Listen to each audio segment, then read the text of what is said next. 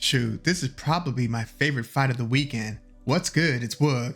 We've got Richard Torrez Jr., 12 wins and 0 losses with 11 knockouts, taking on Guido Vianello, 13 wins, 2 losses, and 1 draw.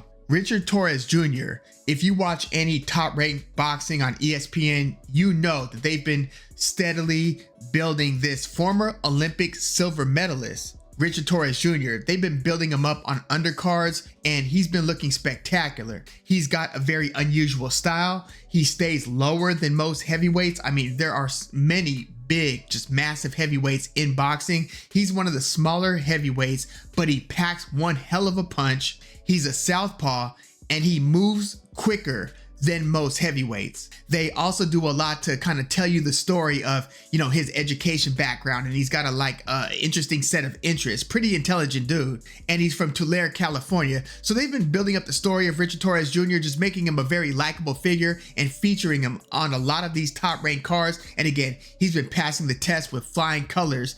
Now, he hasn't fought anything that wasn't scheduled for more than 8 rounds. Something to keep in mind. He's been looking great against all of these lesser fighters. Yes, he has fought a couple pretty decent journeymen like Curtis Harper, Joey Dewechko, and Harper did give him some rounds. Usually Torrez is finishing the fight within the first 2 to 3 rounds. He's got a lot of early knockouts. Curtis Harper gave him some rounds, took him to the 8th and final round. That was 5 fights ago, and then 2 fights ago he fought Joey Dewechko, who's fought some real guys. Joey Dewechko is one of those win some, lose some journeymen. Well, Richard Torrez Jr. was beating the brakes off of the relatively slick Joey Dewechko, just putting a beating on him, and you could tell by the way Joey Dewechko kept on holding and kept on spitting out his mouthpiece. I don't know if it was intentional, but it seemed like every time Joey Dewechko got hit by anything, the mouthpiece would come out, and he eventually got disqualified against Richard Torrez Jr. So that's why Richard Torrez Jr. doesn't have a 100% knockout ratio or percentage. It was because of that one fight where Joey Dewechko seemed like he was on his way to getting stopped and kept on spitting the mouthpiece until he got DQ'd. So Richard Torrez has been looking really good, and people have been wondering, okay, when's he gonna start fighting some guys that are really in the mix at heavyweight, or at least those kind of middle range contender types of fighters? Well, look no further, because this fight against Guido Vianello is a big step up, as far as I see it, for Richard Torrez Jr. This coming weekend, there are a lot of fights taking place. There's Tim Tszyu versus Joey Spencer. I personally look at that as a mismatch, but check out the video that I did on that one. There's also Janibek defending his belt against another unknown title challenger. And then you've got the pretty fun, on paper, fun Joe Joyce versus Filip Ergovic, which is an interesting matchup. If this was prime Joe Joyce, that would be great. But since it's so far post-prime, you could understand why Filip Ergovic, even as a late replacement, is like a 3-1 favorite against Joe Joyce. But this fight between Torrez and Vianello, this is closer to a 50-50. Although I have noticed that the odds did jump even more in favor towards Richard Torrez Jr. to where now it's actually listed as a -250 for Richard Torrez and a +210 for Guido Vianello. So Richard Torrez is now a 2.5, 2.5 to 1 favorite over Vianello. I'm not sure I agree with that. Vianello is unlike anybody who Richard Torrez has fought. He's fought, again, a couple experienced guys, Dewechko, Harper. But if you look at Guido Vianello, who was winning against, lesser guys, he himself is an Olympian, but he was beating lesser heavyweights, and then he fights Jonathan or Johnny Rice. Some of y'all might remember Johnny Rice. He went the distance in a loss versus F.A. Ajagba. He's the guy who knocked off Michael Coffey when they started to really build him up during, the COVID 2020, where you started seeing a lot of Michael Coffey, and then Johnny Rice stopped him, and I believe he stopped him twice. He beat him twice, but Johnny Rice is the guy who pretty much stopped Michael Coffey's career dead in its tracks, and Michael Coffey really never recovered career-wise since. But Johnny Rice is one of these really tall guys who kind of throws punches from awkward angles, keeps his hands low, kind of has a free-flowing, sort of a loose style. Yes, he has been beaten, even stopped in the past, but Johnny Rice also packs a punch, and he was getting the jump on Vianello. He upset Guido Vianello, stopping him in the 7th round. He ended up busting Vianello's face, and they ended up stopping the fight. But yeah, Johnny Rice was just tagging Guido Vianello from long range. So that kind of burst the bubble, the rise of Guido Vianello. But then Guido Vianello picked up another couple wins and he beat like Curtis Harper, the same Curtis Harper that Torrez stopped in the 8th and final round. Vianello fought Curtis Harper in the 8th rounder, and that one went the distance. Vianello won via unanimous decision. So a couple fights later, he fights Efe Ajagba.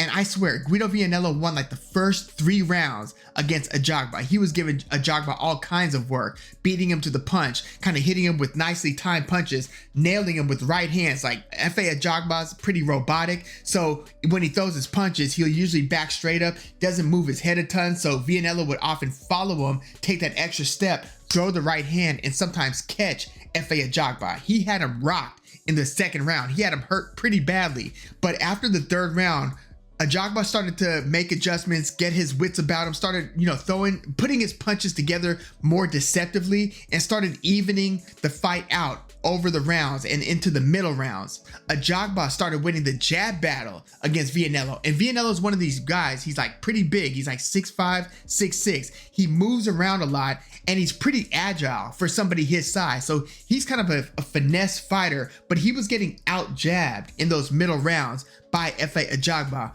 This one ended up going down to the wire and they gave the decision to Ajagba via split decision. Ajagba was the bigger name technically between the two, but this was a very even fight, make no mistake. And again, Vianello won like the first 3 rounds against Ajagba. So at that point, Vianello's got 2 losses, to Johnny Rice and to Efe Ajagba. Then he fights Arslanbek Makhmudov. That's the Makhmudov that got beat by Ajit Kabayel, which was an upset at the time. Like that was a pretty big upset. Hindsight's often 50-50, and we've seen what Ajit Kabayel has done since. He stopped Frank Sanchez. He stopped Zhili Zhang in really impressive fashion. So Ajit Kabayel is like a top 5 heavyweight in the sport right now.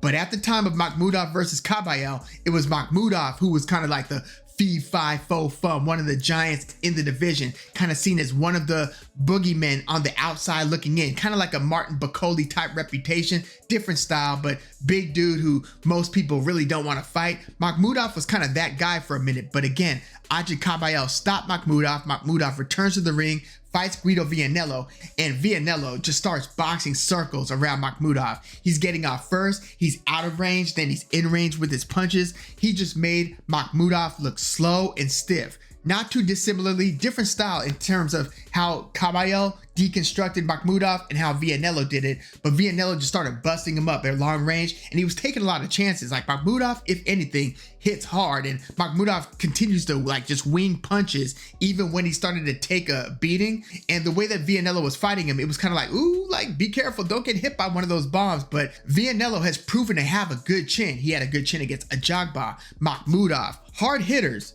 Even when he got stopped against Johnny Rice, it wasn't because he was shaky legged and wobbly and couldn't stand up anymore. It was because he got busted up and they stopped the fight. So Vianello's got a good chin. He ends up breaking down and busting up Makhmudov's face, and they stop the fight because Makhmudov's eyes start closing up, and Vianello scores an 8th round TKO against a previously feared Makhmudov. So I kind of looked at that as being Guido Vianello's kind of coming out party, at least relatively where his career is right now. That was his most impressive win, even though you could argue that what could have been a draw or what could have gone either way but resulted in a split decision loss against Ajagba, that was one of Guido Vianello's, I would say, best performances, even if it didn't result in a win, just kind of given the quality of opposition. Efe Ajagba does have his flaws, and he's, again, a little stiff, a little robotic, but he's a pretty good fighter. So now we have Richard Torrez versus Guido Vianello. And again, this is probably my favorite fight of this weekend, just because I really don't know what to expect style wise. Richard Torrez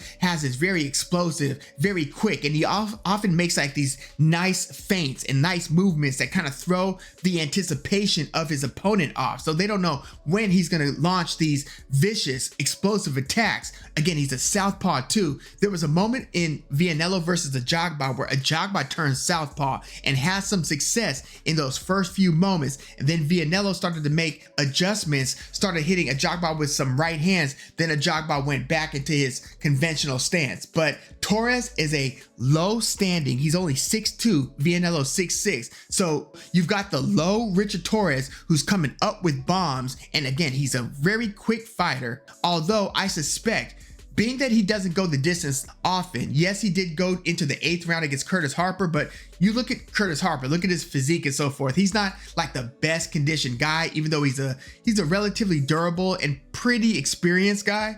I haven't seen Richard Torrez like equal to where he's really having to gut it out round over round. Usually he's having his way against his opponents in there. So even if he goes a little bit late, it's going late while the fight and the pace are still happening on Torrez Jr.'s terms. He's not getting pushed round over round over round. I haven't seen that Torrez fight yet. Whereas Vianello had to work against Ajagba, got beat by Johnny Rice, fought Arsenbek Makhmudov. Vianello has had the tougher schedule at this point of their careers than Richard Torrez Jr. Like, you could argue that Vianello has fought maybe 2 or 3 guys, if you include Johnny Rice, that are maybe on the level of Richard Torrez Jr. We don't know how good Richard Torrez Jr. is. We know how good he's looking, but we see stuff like that all the time where, given the right step up, all of a sudden the guy who's been looking spectacular looks very human and very vulnerable. We haven't seen that moment for Richard Torrez Jr. yet. I suspect that this might be the fight where Richard Torrez is equaled, at least in multiple rounds. And there are a couple ways that this thing could play out. It is possible that Richard Torrez, because of his elusive and just fast starting, he's a fast starter style, he could blow Vianello out. He could just knock him out in the first couple of rounds. And it would be, if he does that, it's like, damn, okay, this guy, we know he's a problem. But Vianello has a chin. He really does. And I think that he's gonna, even if he gets tagged, maybe even dropped, but I don't think he's gonna get dropped in the first couple rounds. But if he gets tagged by Richard Torrez, I think he's going to be able to weather the storm, assuming his face doesn't just get blown up, right? I think that he's going to be able to take it into the 3rd and 4th round, and he could settle in, because, you know, Vianello isn't a slow starter either. Like, again, he won the first 3 rounds against Ajagba, but style-wise, Ajagba is like almost the opposite of Torrez. Ajagba's up here, and he's still looking at a jab and 1-2. Yes, he has gotten better in recent years. He throws uppercuts and he mixes it up more, better timing and so forth, more deception, but he's nothing style-wise like the crouching Richard Torrez Jr. But Vianello has had some really good starts. I could see him getting hurt against Torrez Jr. early, but I would be surprised if Torrez like wins the first 3 rounds against Vianello. Vianello, I expect him to start settling into more of a rhythm and starting to keep things more at bay, starting to move well enough to where Richard Torrez can't just jump in at will. I wonder if Torrez's fidgety style and his feints are going to give Vianello problems where Vianello has trouble timing Torrez coming in. And again, Torrez is a southpaw, so Vianello is going to have to get his right hand going, right? I don't think he's going to be finding Torrez a ton with the jab, especially given Torrez's, you know, movement as he's coming in. So Vianello is going to have to find Torrez with the jab, or else this might be a relatively short night. I think that even if it ends up being like a frenetic start, say Torrez hurts Vianello early, I do think that by the 3rd, 4th round, a boxing match is going to break out. And I think that Vianello is going to have his moments. You know, earlier today and yesterday, when I was thinking about this fight, I was thinking I might lean Vianello to pull off the upset, given how big a step up in class this is for Richard Torrez Jr. This is a big step up. It's Richard Torrez who's leveling up here. It's not necessarily Vianello, although time will tell again how good Richard Torrez is, but it's Richard Torrez who's jumping up in class here. I was thinking about going Vianello, but then I was thinking, I'm just picturing them in the ring, and I can see Vianello, even though he's a good mover, he's a pretty good boxer, and he's got a good chin, and he's got some power, underrated power. I could see him having difficulty timing Torrez, especially early.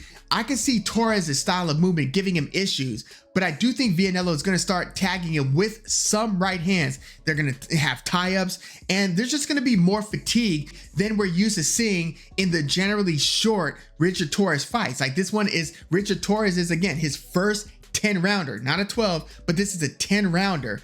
I do think that this is going to go into the middle rounds. I think Vianello is going to have some success, but I think Torrez still, round over round, is going to be doing the better work. I think he's going to still be hitting Vianello more cleanly. I think he's going to be able to get out of harm's way by jumping out of the pocket, out of range, and then is still gonna do more dictating of the terms of the exchanges than Vianello will. There's gonna be a battle for how this fight is fought. It's gonna be fought at a distance where Vianello could use his height and reach to kind of keep this out here. I just think that there's gonna be more of a pull on Torrez's part to make this a more episodic affair. Although I do think that when Torrez comes in and starts throwing punches, when he exits, I think Vianello might try to step with him and throw that right hand. That would be the time to start countering Richard Torrez, but we'll see if Richard Torrez is able to fight on his back foot. We're so used to seeing him moving forward.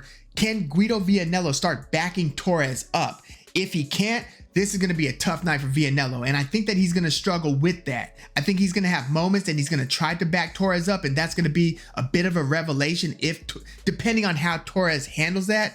But I think Torrez is going to make this more of a Torrez fight than Vianello can a Vianello fight. I think it's going to be a competitive one, but I'm going to go with Richard Torrez to win this one. I don't think he's going to stop Vianello. Again, I'm just factoring in the big step up in class. Vianello's durable and he's a good boxer, and he's, pretty clearly the best guy, at least in this stage of his career, compared to the guys who Torrez Jr. has fought, Dwejko and so forth. I think Vianello is better than Joey Dwejko, and Vianello beat Curtis Harper. So yeah, I think Torrez is going to win it, but I think it's going to be on points. I think in this 10 rounder, he's going to win something like a 7 rounds to 3, 6 rounds to 4 decision. I think it's going to be competitive. And again, I'm not sleeping on Vianello's chances. I was thinking about picking him, but I'm going to go with Richard Torrez to win in his first big step up fight here versus Vianello. Like, Vianello was a guy who was main eventing a couple of other fights. And I even saw a fight card, I think it might have been Top Rank, where Vianello was like the A side of a main event. It wasn't one of the bigger Top Rank cards, but they had plans for Vianello before he got upset by Johnny Rice. But Vianello has been steadily building back, and I think he's gonna do pretty well against Torrez. I just don't think he's gonna do enough to get the W, especially on the scorecards. Because look, if Vianello stops Torrez, I wouldn't expect that, but it is possible.